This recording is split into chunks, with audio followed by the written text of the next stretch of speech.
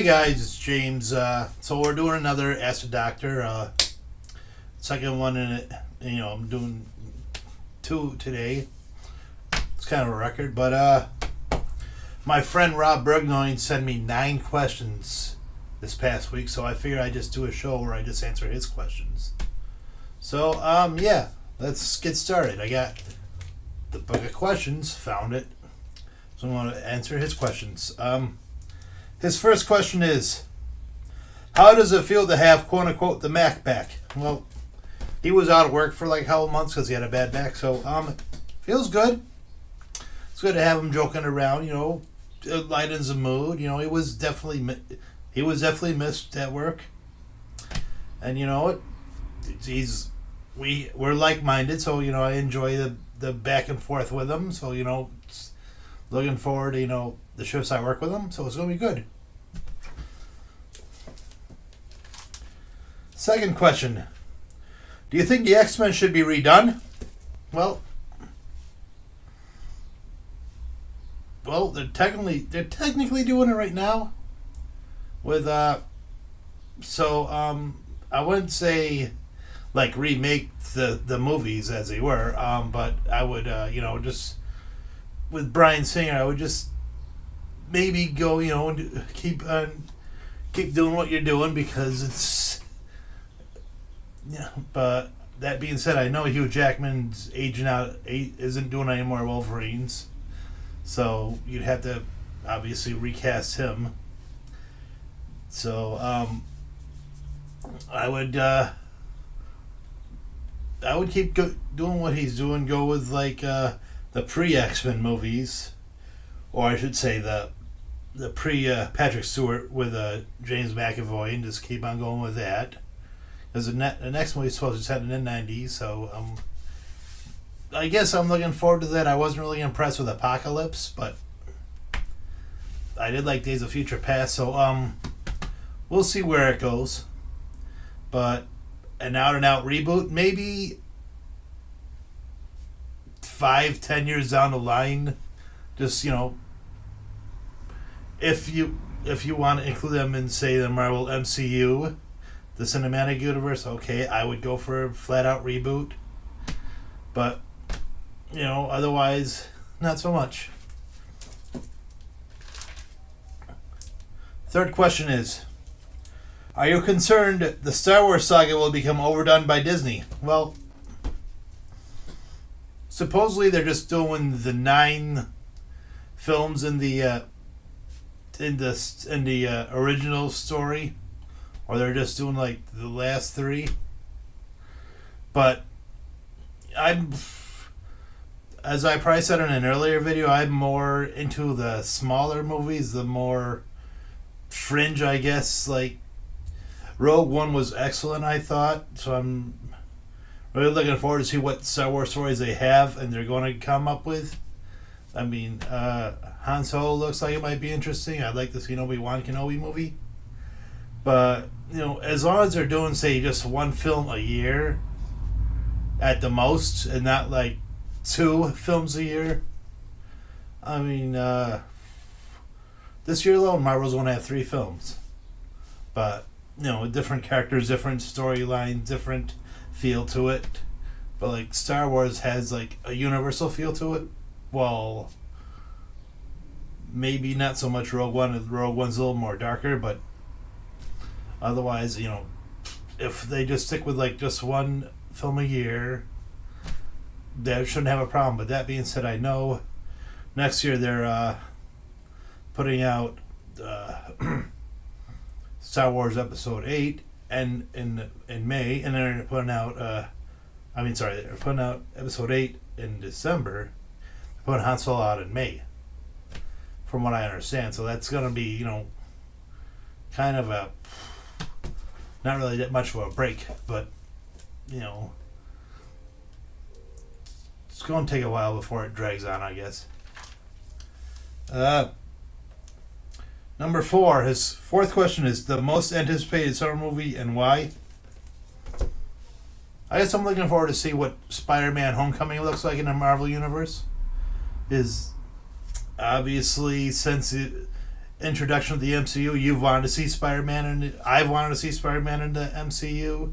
I wanted to see how they could do it, and well, Civil War kind of proved that he does have a place in it, and Homecoming takes place partially during Civil War and after Civil War. So I'm really looking forward to see how that holds up in the MCU, and we'll see what that does, and see where he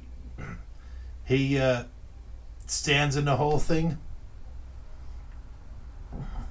And I'm obviously a Spider-Man fan, so I'm really looking forward to see where where the Marvel Studios takes us. Question number 5: if there was ever the Cable Guy remake and you had full control, what would your vision be? I've never seen the Cable Guy. I know Jaws probably just dropped, but however, I know the movie. My brother's talked about it once or twice. I know that it's a dark comedy, but I would take the comedy away.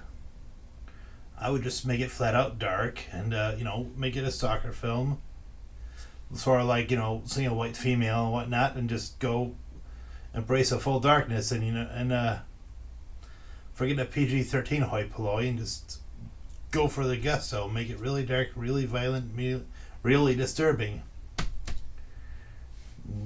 But that's just how I would do it. Where are we at? We're at question number 6. You have 72 hours to live. What do you do with the time? If I had just 3 days to live, let's see.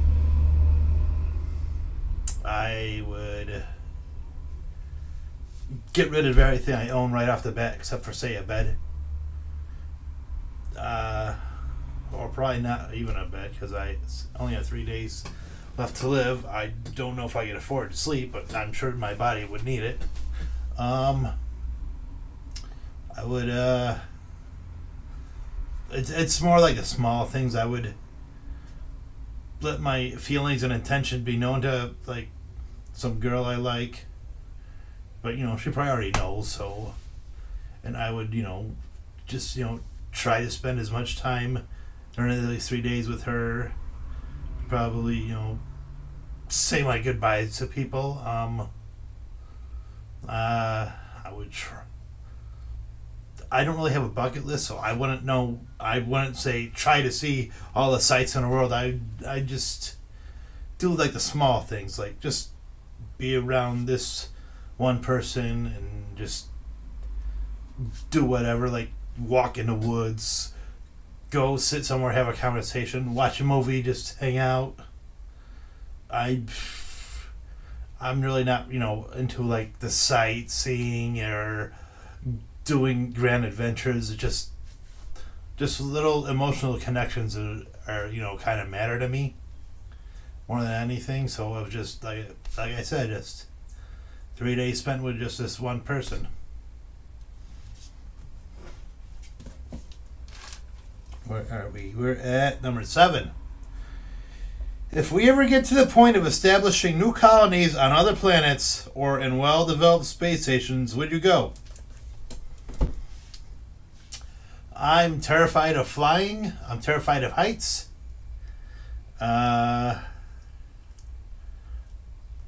I have severe anxiety, so I'm not.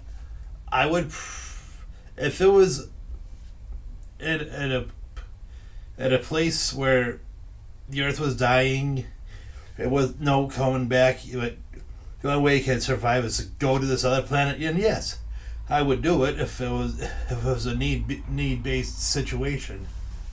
But just as an everyday thing, probably not so much because of the fears I have, I guess.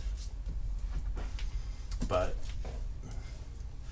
who knows? I could just say what the heck and just do it anyways. I don't know. Number 8 is do you believe that there are other species in the universe, and do you think that they are actually living among us on Earth? I do. I believe that a lot of our technology is reverse engineered. So I figure, we, like, say, Area 51, I'm a firm believer in that. Anyone who knows me, I'm a firm believer in aliens and UFOs. I don't think that they're everyday people, though. I wouldn't go out on the street and see an imposter, like Invasion of the Body Snatchers. I think it's more, like I said, like Area 51, they're hold up or whatever, and they're using the government's using their technology to advance our own technology and reverse engineer things. I mean, can't figure, you're transforming a laser light into sound with a CD just comes from someone's brain naturally, or just placing sound onto a crystal or whatever is, and making it or even a microchip. But it's just my crazy theories. Last question. First there was the gay revolution. Now there's a transgender revolution. What is the cause of it all of a sudden? I think it's more acceptance. I wouldn't say it's all of a sudden, because it's probably been brewing for 20 years, I guess, since the Brandon Tina incident. I would say it's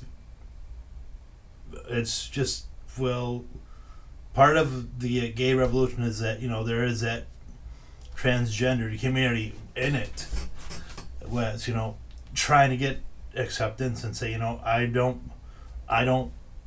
fit in my skin, I don't fit in my body. And like when you have, say, a Caitlyn Jenner that presents herself to the world and says, this is who I've always been, I'm just now being able to do, and I accept myself for, and I don't really care what people think. I wouldn't say it's polarizing, but I wouldn't even say it's mainstream either, but it's more, I guess, accepting and more in a position now to actually do it and be okay with it. I mean, personally, I'm fine with people, becoming who they need to be. Is if you can't live in your own skin, then you shouldn't hide it, and you shouldn't be away from the world. You need to be who you have to be. But I wouldn't say it just came out like a thunderbolt. Just it gets more media attention now with the advent of the internet and social media and whatnot. Just people are just coming out and saying what they are more than they have in the past few decades. So there you go. So those are his questions. I'd like to thank Rob Bourgoine for submitting all those questions. If you'd like me to do a show basically with questions from you, just please submit a whole lot of questions during 1 week, and I'll be more than happy to just do a show devoted to you, and I'll give you title credit, just like I did with Mr. Bourgoine. So thank you guys for watching. Thank you, Rob, for submitting all these great questions, and I'll see you next time. See you later.